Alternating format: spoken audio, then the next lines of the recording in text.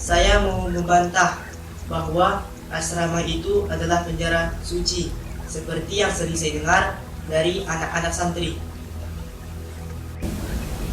Banyak hal yang mengubah hidup saya ketika sudah di asrama.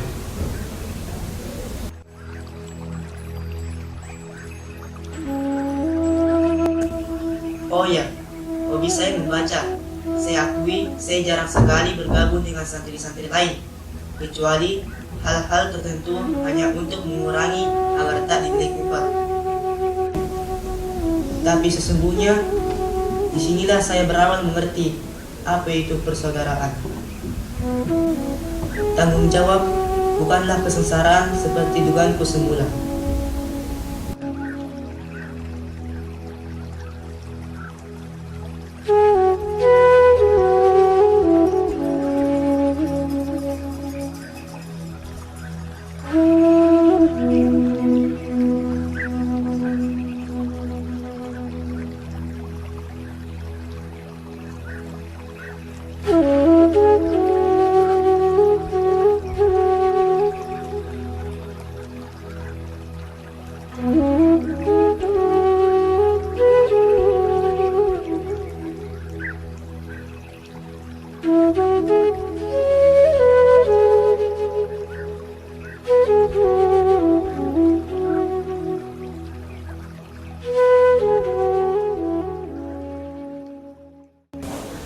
Laqad haqqa an yuhdiya ilaihi karamatan li ta'limi harfin wahidin alfu dirhamin.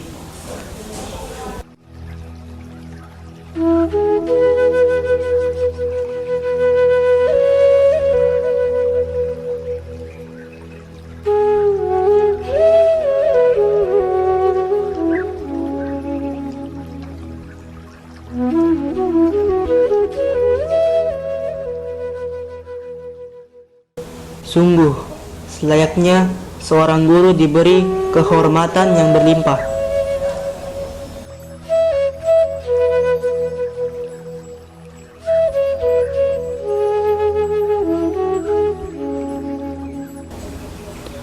Untuk satu huruf yang diajarkan senilai dengan 1000 dirham.